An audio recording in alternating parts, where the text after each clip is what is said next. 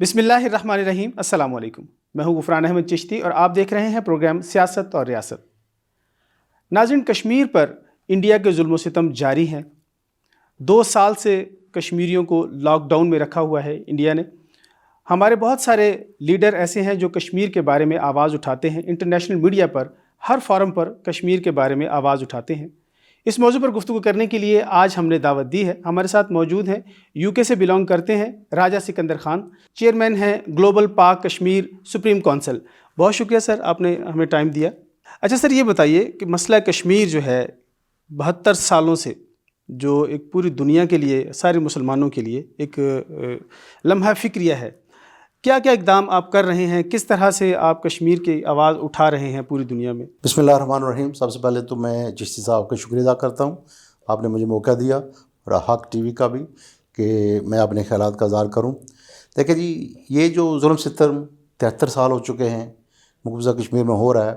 باقی بھی دنیا میں جہاں جہاں بھی ظلم ستم ہوتا ہے ہم ان کے لیے آواز اٹھاتے ہیں. جیسے فلسطین ہو گیا، اور روہنگا ہو گیا، ہمارے مسلمان بہن بھائی وہاں بھی عرصے دراز سے ظلم ستم ہو رہا ہے، تو ہم ہر پلیٹ فارم پر ان کے لیے آواز اٹھاتے ہیں. میں چونکہ یو کے عرصے دراز سے وہاں رہائش پذیر ہوں، اور وہاں ہمیں ایک یہ ایڈوانٹیج فائدہ ہے کہ وہاں فریڈم آف اسپیچ ہے، وہاں ہمارا ایزی ایکسیس ہے to member parliaments, even ministers اور پرائم منسٹر بھی اگر میں ملنا چاہوں تو کوئی مسئلہ نہیں ہے ہمارے لیے. تو وہ جو پارلیمنٹ ہے یو کے کی، اسے کہا جاتا ہے mother of all the parliaments. تو وہاں ایک ہماری سنوائی ہوتی ہے، اور جیسا کہ میں نے پہلے کہا ایکسیس ہے ہمارا. میں برٹش پارلیمنٹ کے اندر وہاں میں کانفرنسز کرتا ہوں، سیمینارز کرتا ہوں. ہمارے جتنے بھی پاکستان سے، آزاد کشمیر سے، یا کہیں بھی دنیا سے ہمارے جتنے لیڈر حضرات آتے ہیں، اونلی ریسنٹلی 1-2 سال کے عرصے میں نے وہاں کانفرنسز کیے ہیں. ہمارے صدر آزاد کشمیر جناب سردار مسعود صاحب گئے ہوئے تھے، پرائم منسٹر جناب راجہ فاروق قادری صاحب گئے ہوئے تھے، باقی منسٹرز راج جاتے ہیں. تو ہم وہاں ان کے کانفرنسز کرتے ہیں برٹش پارلیمنٹ میں. اس کے علاوہ بھی ہم وہاں مظاہرے کرتے ہیں برٹش پارلیمنٹ کے باہر بھی. جو 10 ڈاؤننگ اسٹریٹ ہے، جو ریزیڈنس ہے پرائم منسٹر صاحب کی، وہاں بھی. اس کے علاوہ انڈین ہائی کمیشن کے باہر ہم نے کتنے 100 مظاہرے کیے ہیں، اور جہاں جہاں ضرورت پڑتی ہے ہم وہاں آواز اٹھاتے ہیں. تو ہم مقبوضہ کشمیر کے بارے میں بات کرتے ہیں. وہاں ہم نے بہت سے سیمینار کیے ہیں، مظاہرے کیے ہیں. اونلی ریسنٹلی جب 5 اگست 2019 میں انڈیا نے آرٹیکل 35 اور 370 ریووک کیا، تو اس پر اسی دن میں نے ایک لنڈن میں ہنگامی پریس کانفرنس کی. جی، وہاں جتنے بھی کمیونٹی لیڈرز تھے، پولیٹیکل پارٹی لیڈرز تھے، ان سب کو وہاں دعوت دی، وہاں آئے، اور جتنے بھی ہمارا الیکٹرانک پرنٹ میڈیا وہاں آئے. تو اس دن ہم نے طے کیا کہ چونکہ اسی دن انڈیا نے وہ آرٹیکل 370-35 ریووک کیا تھا، کہ ہم اس کے اوپر ایک بہت بڑا مظاہرہ کریں گے. صحیح. تو وہ جیسا کہ میں نے پہلے بھی کہا کہ ہم کوئی بھی ایسا دن نہیں چھوڑتے جس دن کوئی، جیسے برہان وانی کی شہادت ہے 8 جولائی کو ہوتی ہے، اسی طرح اور بھی بڑے دن ہوتے ہیں، بلیک ڈیز جس کو مناتے ہیں، تو انڈین ہائی کمیشن کے بعد ہم مظاہرے کرتے ہیں. تو 15 اگست جو انڈین انڈیپینڈنس ڈے ہے، جی، وہ ہم ریگولرلی ہر سال وہاں انڈین ہائی کمیشن کے باہر مظاہرہ کرتے ہیں. ایک اور بڑی کریڈٹ والی بات آپ کے کریڈٹ میں جاتی ہے کہ آپ نے جہاز اڑا کر بھی ان کے خلاف احتجاج کیا تھا، وہ تھوڑا سا ہمیں بتائیں. جی، وہ میں آتا ہوں کہ جس دن یہ ہوا 5 اگست کو آرٹیکل انہوں نے 2 ریووک کیے، تو اس دن میں نے ہنگامی پریس کانفرنس اس دن یہ طے ہوا کہ ہم، ویسے کہ ہم نے وہ بکنگ کرائی ہوئی تھی پروٹیسٹ کی 15 اگست کی، تو ہم یہ کریں گے 15 اگست کو ایک تاریخی مظاہرہ کریں گے جس پر پورے یو کے، اسکاٹ لینڈ سے اور یورپ سے بھی لوگ آئیں گے، اور اس کو ایک مطلب کامیاب ترین مظاہرہ کریں گے. اس کا الحمدللہ سب جتنے بھی پولیٹیکل پارٹیز ہیں، کمیونٹی لیڈرز نے، پورے یو کے، اسکاٹ لینڈ، باقی یورپ سے بھی لوگ آئے، اور وہاں تقریباً ہم نے 35-40 ہزار لوگ اکٹھے کیے. اور میرا یہ پہلی دفعہ ایسا ہوا ہی برطانیہ کی سرزمین پر کہ انڈین ہائی کمیشن کے بعد اتنے بندے اکٹھے کیے، اور وہاں ویسے تو ہم بڑے چیختے پکارتے تھے جب بھی ہم کوئی جلسہ جلوس کرتے تھے کہ ہمیں انٹرنیشنل میڈیا کوریج نہیں کرتا. اس دن الحمدللہ یہ ہوا کہ پورا electronic media, print media international وہاں اکٹھا ہوا. موجود تھا. BBC تھا، ITV تھا، اسکائی TV تھا، CNN تھا، الجزیرہ وغیرہ وغیرہ سب آئے. میرا انٹرویو بھی BBC والوں نے کیا، باقی بھی. اور اس دن اسکائی TV کا ہیلی کاپٹر وہاں اوپر دیکھ رہا تھا سارا کچھ، پولیس کا ہیلی کاپٹر تھا. اور وہاں یہ اس کا فائدہ ہوا. اس کے بعد میرا خیال ہے کچھ ہفتوں کے بعد BBC نے پہلی دفعہ ڈاکومنٹری وہاں دکھائی جس پر ظلم ستم دکھایا انہوں نے انڈیا جو مقبوضہ کشمیر میں کرتا ہے. ٹھیک ہے جی. تو اس پر یہ ہوا کہ جیسا کہ BBC والوں نے ڈاکومنٹری دکھانی شروع کی، پھر انہوں نے فالو اپ اس کو ہر ہفتے دوسرے ہفتے تھوڑا بہت دکھانا شروع کر دیا. اچھا، یہ تو بڑی بات ہے، بڑی اچیومنٹ ہے کہ ڈاکومنٹری پھر باقاعدہ. اس کے بعد پھر باقی جو انٹرنیشنل کمیونٹی ہے، میڈیا ہے، انہوں نے بھی دکھانا شروع کر دیے انڈیا کے جو اٹراسٹیز کر رہے ہیں مقبوضہ کشمیر میں ہمارے مظلوم بہن بھائیوں پر. تو اس کی وجہ سے کافی اویئرنیس کریٹ ہوئی دنیا کو کہ واقعی ظلم ستم کشمیر میں ہو رہا ہے. یعنی آپ اپنی اسٹرگل میں کامیاب ہوئے الحمدللہ. اس کے بعد آتا ہوں، آپ نے جو ذکر کیا کہ کوئی ہوائی جہاز کا، جی بالکل، وہ تھا جس کو لاسٹ ورلڈ کپ ہوا کرکٹ کا، تو وہ UK نے ہوسٹ کیا تھا. تو سب سے پہلے جب پاکستان اور بنگلہ دیش کا میچ ہو رہا تھا لیڈز کرکٹ گراؤنڈ میں، وہاں انڈیا والوں نے وہاں شرارت کی، وہاں انہوں نے جہاز اڑایا اور اس پر انہوں نے پاکستان کے خلاف وہاں وہ بینر تھا اس پر. اچھا. تو حالانکہ پہلے ہم سپورٹس میں پالیٹکس نہیں لانا چاہتے تھے، ہم ایسا نہیں کچھ کرنا چاہتے تھے، لیکن ہم نے کہا نہیں بھائی، اب ان کا وہ کیا کہتے ہیں کہ ان کا جواب پتھر سے دیں گے. تو ہم نے بھی وہ طے کیا کہ ہم بھی ایسا کریں گے جب ان کا میچ ہوگا.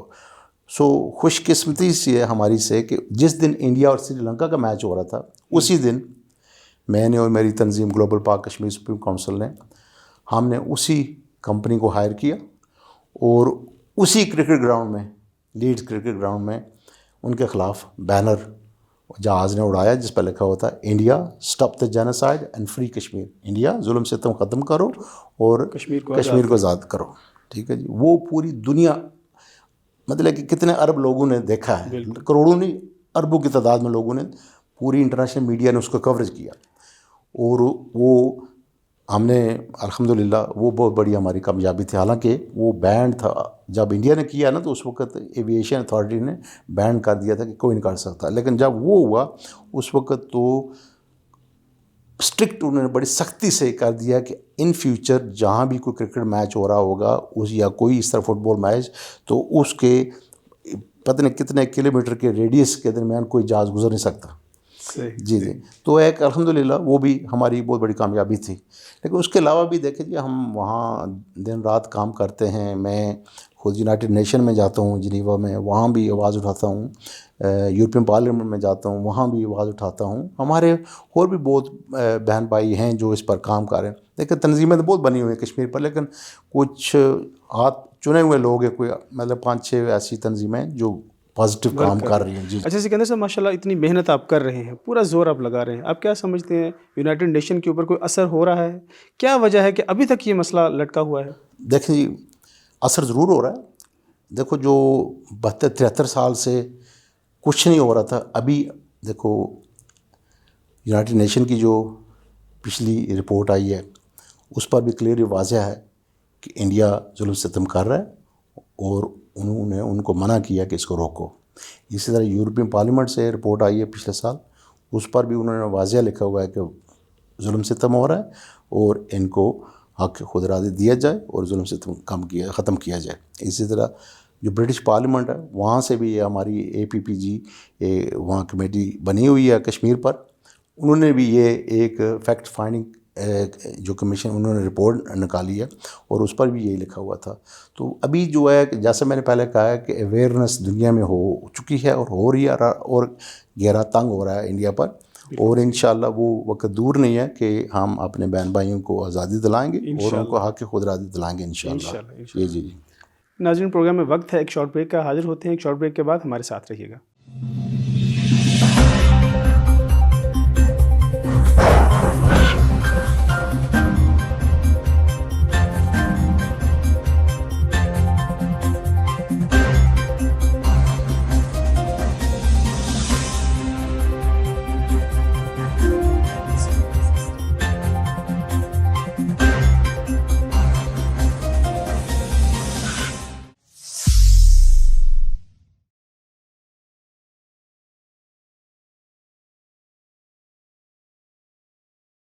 ویلکم بیک ناظرین، پروگرام کا آغاز کرتے ہیں۔ سکندر صاحب، یہ بتائیے کہ ابھی موجودہ جو وقت چل رہا ہے اس میں کشمیر کے الیکشن کی آمد ہے، بہت زیادہ مطلب لوگ پرجوش ہیں، کیا سمجھتے ہیں، کس نظر سے دیکھتے ہیں کہ اس دفعہ الیکشن میں کون سی پارٹی برسر اقتدار آ رہی ہے؟ دیکھیں جی، میں جو تاریخ بتا رہی ہے وہ ایسا ہے کہ جو بھی پارٹی حکومت میں پاکستان میں ہوتی ہے وہی آزاد کشمیر میں بھی حکومت کرتی ہے، ٹھیک ہے، وہی جیتتی ہے۔ لیکن اس دفعہ مجھے کوئی صورتحال مختلف نظر آ رہی ہے۔ اچھا، تو کافی میں دیکھ رہا ہوں کہ ایک تو جو موجودہ حکومت ہے پاکستان میں، ان کی وہاں پولیٹیکلی اتنی میں وہ پاور دیکھ نہیں رہا جتنی ہونی چاہیے، اور میرا خیال ہے کہ ان کے پاس کوئی جو ہوتے ہیں نا پازیٹیو کینڈیڈیٹس بھی نہیں سامنے مجھے نظر آ رہے، جو الیکشن کمپین اچھی طرح سے کر رہے ہوں یا کوئی نامی گرامی ہوں۔ جو ابھی پی ٹی آئی نے جن کو ٹکٹس دیے ہیں نا جی، وہ بھی بہت زیادہ متنازع لوگ ہیں، مطلب ہر کوئی احتجاج کر رہا ہے۔ آئے دن ہمارے یہاں پہ نیشنل پریس کلب میں کوئی نہ کوئی پریس کانفرنس کرتے ہیں کہ دیکھیں جی، اتنی خدمت ہم نے کی ہے، اتنی اسٹرگل ہم نے کی ہے، اور ٹکٹ جو ہے وہ کسی غیر معروف بندے کو دے دیتے ہیں۔ اس بارے میں آپ کیا کہنا چاہیں گے؟ بالکل درست کہا جی آپ نے، میں اس پر بھی آنا چاہتا تھا۔ میں نے انفیکٹ میں نے مہم بھی چلائی ہے، اور میری پریس ریلیز بھی کافی شائع ہوئے ہیں۔ پچھلے ہفتے میں نے ایک چلائی تھی، ایک ایگزامپل دیتا ہوں آپ کو کہ LA8 کوٹلی سے اچھا، ایک کرمنل تو میں نہیں کہہ سکتا کنوکٹڈ جب تک بندہ ہو، لیکن وہ ان کے خلاف FIR درج ہے، 302 کا پرچہ ہے، قتل کی FIR درج ہے۔ ملک ظفر اقبال نام ان کا، ان کو ٹکٹ دیا گیا۔ بڑی مایوسی کی بات ہے کہ ہم ایسے لوگوں کو اسمبلی میں بٹھائیں گے، تو مجھے اس پر کافی دکھ ہوا، اور اس پر میں نے کافی پریس ریلیز جاری کی، اور میں نے پیغام بھی دیا PTI کے جو بڑے رہنما ہیں، جو لیڈرز ہیں، کہ یہ ٹکٹ اس کو ریورس کیا جائے، واپس لیا جائے۔ اس پر کافی احتجاج بھی وہاں کوٹلی میں ہوئے، اور بڑی ریلیز بھی ہوئی ہیں۔ اسلام آباد تک لوگ آئے ہیں اور انہیں یہاں بھی احتجاج کیے ہیں۔ تو میرا خیال ہے یہاں PM صاحب کے پاس میری یہ جو خبر تھی پہنچی ہے، تو انہوں نے جو اس میں بندے ٹکٹ دینے والوں میں ان کو بلایا، تو ان کو کہا گیا کہ یہ کیا معاملہ ہے، تو انہوں نے کہا نہیں، یہ راجہ سکندر خان یہ نون لیگیا ہے، اور یہ ہمارے خلاف ویسے یہ چلا رہا ہے۔ تو میں آج واضح بھی کرنا چاہتا ہوں، ویسے بھی میں نے پریس ریلیز اس کے بعد کی تھی، اس پر میں نے کلیئرلی بتایا تھا کہ میری جو آرگنائزیشن ہے گلوبل پاک کشمیر سپریم کونسل، اور میں خود، ہماری کوئی کسی سیاسی جماعت سے تعلق نہیں ہے۔ We are non political, non religious, non profitable organisation. ہم جو بھی حکومت ہو، جس پارٹی کی بھی ہو، اچھے کام کے ملک اور قوم کی ترقی کے لیے کام کرے گی، ان کو ہم سرائیں گے۔ جو نہیں کرے گا اس کے خلاف آواز اٹھائیں گے، اور اٹھاتے بھی ہیں۔ اور یہ میں نے واضح کلیئر کیا ہے۔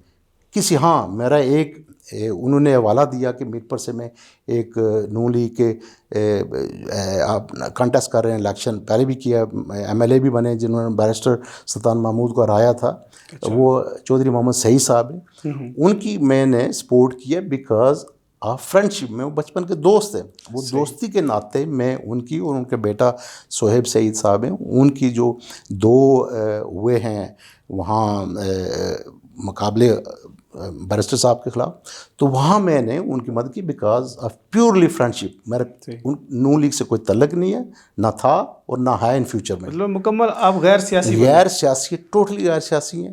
جیسا کہ میں نے کہا ہے، جو بھی ہو پاکستان میں یا کشمیر میں اچھے کام قوم کی خدمت کریں گے، قوم کے لیے ان کو سرائیں گے، ورنہ ادروائز ان کے خلاف آواز اٹھائیں گے، اٹھاتے بھی ہیں، انشاءاللہ اٹھاتے رہیں گے۔ نہیں، آپ بالکل غیر سیاسی آپ کی جماعت ہے، لیکن پھر بھی سیاست کے اوپر نظر ہوتی ہے۔ بالکل۔ ابھی جو PTI نے اپنے کینڈیڈیٹس متعارف کروائے ہیں، آپ کیا سمجھتے ہیں کہ وہ جس طرح پیپلز پارٹی کے پرانے ورکر ہیں، یہاں پر مسلم لیگ کے ہیں، تو ان کا وہ مقابلہ کر سکتے ہیں کیا؟ اس کو آپ کیسے دیکھتے ہیں؟ دیکھیں جی، جیسا کہ میں نے پہلے کہا ہے کہ کچھ ایسے کینڈیڈیٹس انہوں نے جو متعارف کرائے ہیں، ان کو تو کوئی جان پہچان نہیں ہے۔ وہ بس میں کیا کہوں کہ بس سمجھ لگ رہی کہ کیسے ان کو یہ ٹکٹ دیے گئے ہیں۔ سننے میں آ رہا ہے کہ بڑا یہاں پیسے چلے ہیں، یہ چلا وہ، لیکن ہے کہ وہ وداؤٹ ایویڈنس، ثبوت کے بغیر میں بات نہیں کر سکتا، نہ میں بات کروں گا۔ لیکن ہے کہ میں یہ اتنا کہنا چاہتا ہوں کہ دیر آر سرٹن کینڈیڈیٹس جو مطلب کہ متنازع ان کا نام آ رہا ہے، ایسا نام آ رہا ہے کہ وہ اس کے قابل نہیں ہے کہ وہ اسمبلیز میں بیٹھ کر لو کے اوپر بات کریں یا لو میکرز بنیں. تو میں نے جیسا کہ ایک آپ کو اگزامپل دیا ہے کوٹلی LA 8 سے، وہ انسان اس آدمی میرے پاس میں ثبوت میرے فون میں FIR کی کاپی پڑی ہے اس کے خلاف، جو اس کے خلاف پہلا جو کورٹ کیس ہے اس کو سزا بھی ہوئی ہے. سارا وہ میرے پاس پڑے ثبوت، اس لیے میں وہ کھل کر بات کر سکتا ہوں. کرمنل بیک گراؤنڈ کا بندہ ہے، کرمنل بیک گراؤنڈ کا بندہ ہے، اس لیے میں اس پر میں بات کر سکتا ہوں، میرے پاس ثبوت ہے، ادروائز میں نہیں بات کروں گا. جی اچھا سر، یہ ہمارے ایک بہت پاکستان کے بھی نامور شخصیت ہیں اور کشمیر سے وہ بلانگ کرتے ہیں، یہ تنویر الیاس صاحب. بالکل. ان کا PTI میں جانا اور وہاں پہ الیکشن کانٹیسٹ کرنا، یہ کتنا اثر ڈالے گا الیکشن کے اوپر، کشمیر کے الیکشن کے اوپر؟ میرا خیال ہے it's a very positive step PTI نے لیا ہے، اور ہونا بھی چاہیے تھا، کیونکہ جیسا میں سمجھتا ہوں کہ پہلے جتنے بھی پاکستان میں یا کشمیر میں جتنے بھی ہمارے پولیٹیکل پارٹیز کے لیڈرز آ رہے ہیں، بڑے بڑے نام ہیں، وہ ایک پشتیوں سے آ رہے ہیں، ایک وراثت ملی ہوئی ہے ان کو، دادا بھی وہ تھا، پھر باپ، پھر بیٹا بھی آ رہا ہے. تو اس لیے ابھی کوئی چینجز آنے چاہیے، اور باشعور لوگوں کو، جو پڑھے لکھے لوگ ہوں، جو کسی ٹاپک پر بات بھی کر سکیں، اور ایک ہوتا ہے نا ویژن رکھنے والے لوگ، وہ آئیں. تو ایک اپنا ان کا نام ہے جو سردار تنویر الیاس صاحب ہیں، ماشاءاللہ ایک بہت بڑا نام ہے، اور ایک بہت بڑے بزنس کمیونٹی کے بندے ہیں، اور ایسے لوگوں کو آگے آنا چاہیے. اور آئی وش ہم آل دی گڈ لک، اور ہماری دعائیں ہیں کہ اللہ پاک ان کو کامیابی کرے، اور باقی بھی جو ویژن رکھنے والے لوگ ہیں وہ سامنے آئیں تو ہمیں خوشی ہوگی. صحیح. جی جی. آپ کیا ان کو یہ مشورہ دیں گے کہ جس طرح پاکستان میں انویسٹمنٹ کی ہے، کشمیر میں بھی انویسٹمنٹ کریں تاکہ کشمیری لوگوں کو بھی روزگار ملے؟ کیونکہ بیشتر کشمیری ہم نے دیکھے ہیں یا تو وہ ابراڈ ہیں، باہر مڈل ایسٹ میں جا کے وہ کام کر رہے ہیں، یا پھر پاکستان آ جاتے ہیں. تو آپ یہ بھی تھوڑا سا کہنا چاہیں گے ان کو کہ اس طرف بھی توجہ دیں؟ دیکھیں جی، یہ بالکل بہت ضروری ہے کسی ملک کے لیے کہ جو بزنس کمیونٹی ہوتی ہے وہ بیک بون ہوتی ہے اس ملک کے لیے. تو پاکستان میں بھی لوگوں کو آنا چاہیے، کشمیر میں بھی آنا چاہیے. میں آپ کو بتاؤں کہ میں 94 میں ہمیں کشمیر کی طرف سے I was senior vice president AJK chamber of commerce industry. تو اس وقت ہمارا ایک ڈیلیگیشن UK میں گیا، ہیڈڈ بائی اس وقت جو فائنانس منسٹر تھے راجہ ذوالقرنین صاحب، بعد میں ابھی پریزیڈنٹ بھی رہے ہیں AJK آزاد کشمیر کے. تو اس کے ہمارے ساتھ چیف سیکرٹری صاحب سے، فائنانس سیکرٹری، انڈسٹری سیکرٹری، میں چوسئی صاحب، اور کچھ 10 لوگ تھے ہم، اور 10 دن کا ٹور UK میں تھا. تو ہم نے وہاں انویسٹمنٹ پروموشن کانفرنسز کی، تو لوگوں کو بڑا ہم نے توجہ ڈالنے کی کوشش کی کہ آپ آئیں انویسٹ کریں. لیکن وہاں لوگوں نے جو ہمیں کہا کہ دیکھیں ہم نے بڑی کوشش کی ہے، پاکستان ہم جاتے ہیں تو ہمیں تو وہاں بڑیاں مایوسیاں ہوتی ہیں کہ ہم اگر جاتے ہیں بجلی کے محکمے کے پاس تو وہاں وہ سمجھتے ہیں لوگ UK سے آئیں تو ہمیں لوٹنے کی کوشش کرتے ہیں. اسی طرح ٹیلی فون والے محکمے کے پاس جاتے ہیں. یہ 94 کی بات کر رہا ہوں، ابھی تو حالات شاید بہتر ہو گئے. تو پھر ہم نے کیا کیا تھا کہ AJK چیمبر میں ہم نے 1 ونڈو آپریشن کر دیا تھا کہ آپ آئیں، ہاں ایک ہی ونڈو ہوگا جہاں سے سارے آپ کو کام کرا کر دوں جائیں گے. لیکن ابھی بھی لوگ ڈرتے ہیں، آتے ہیں، بڑے ذلیل خوار ہوتے ہیں، لوگوں کو بڑا لوٹا جاتا ہے، زیادتیاں ہوتی ہیں. کوئی نظام نہیں ہے پاکستان اور کشمیر میں کہ ان کو فیسیلیٹیٹ کیا جائے. لوگ ڈرتے ہیں آنے سے. بڑا ابھی بھی جہاں ہمارے انڈسٹریل زون ہے آزاد کشمیر میں، اور وہاں بھی ایک جو پلاٹ یا جگہ یونٹس لگوانے کے لیے ایکوائر کرنے کے لیے بڑا لمبا پروسیس ہوتا ہے. اس کے بعد بہت سے لینتھی پروسیس ہوتے ہیں، مشکلات ابھی یہ درپیش ہیں. جب تک یہ حکومت پاکستان آزاد کشمیر ان کو کوئی آسان نہیں کریں گے تو مشکل ہے تھوڑا بہت. حالانکہ فی الحال میرا خیال ہے یہ جو کافی زونز بنائے ہیں پاکستان میں جہاں مطلب کہ ہالیڈے ٹیکس فری ہے، مطلب آپ کو اتنا 5 سال کے لیے ٹیکسیشن آپ کو نہیں دینی پڑے گی، وہ ایک اچھا ایک قدم ہے پاکستان کی طرف سے. جی. تو ایسے ہونے چاہیے، اور انسینٹیو جب تک آپ نہیں دیں گے تو لوگ نہیں آئیں گے. تو ضرور جی، یہ ہم ریکویسٹ کریں گے آزاد کشمیر حکومت سے بھی کہ وہ بھی اس طرح سے کوئی انسینٹیو دیں، بزنس مین کے لیے رکھیں، تاکہ کشمیر میں لوگ آئیں. لوگ جو یہاں سے روزگار کے لیے باہر جاتے ہیں ان کو باہر نہ جانا پڑے، اور اپنے ملک میں ہی ان کو اچھا روزگار مل جائے. ایسا ہی ہے چشتی صاحب. میں آپ کو بتاؤں کہ میں چونکہ UK میں عرصہ دراز سے رہائش پذیر ہوں. UK میں ٹوٹل جو کمیونٹی ہے پاکستانی کشمیری تقریباً 1.6 ملین ہے، ٹھیک ہے، 16 لاکھ کے قریب ہے، جن میں سے کشمیری 1.2 ملین ہے، جسٹ کشمیریز، ٹھیک ہے جی۔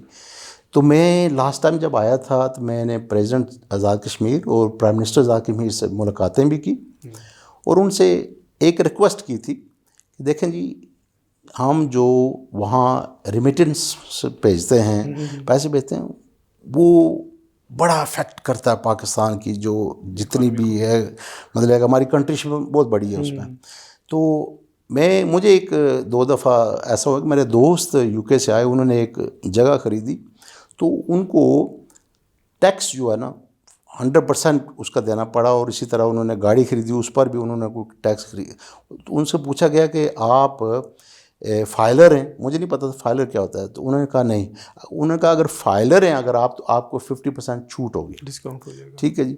تو میں نے ریکویسٹ کی پرائم منسٹر صاحب آزاد کشمیر راجہ فاروق قادر خان صاحب سے اور پریزیڈنٹ AJ جناب سردار مسعود صاحب سے کہ آپ جو اوورسی کمیونٹی ہے ان کو فائلر کی حیثیت دیں، کیونکہ وہ آئیں یہاں کوئی بھی انویسٹمنٹ کرتے ہیں تو ان پر اتنا بوجھ نہ پڑے۔ بہت اچھی بات۔ تو میں دوبارہ یہ ریکویسٹ کرنا چاہتا ہوں کہ اوورسی کمیونٹی کو ایز اے فائلر کی حیثیت دی جائے، کیونکہ ان کو انسینٹیوز جب تک آپ نہیں دیں گے وہ نہیں آئیں گے۔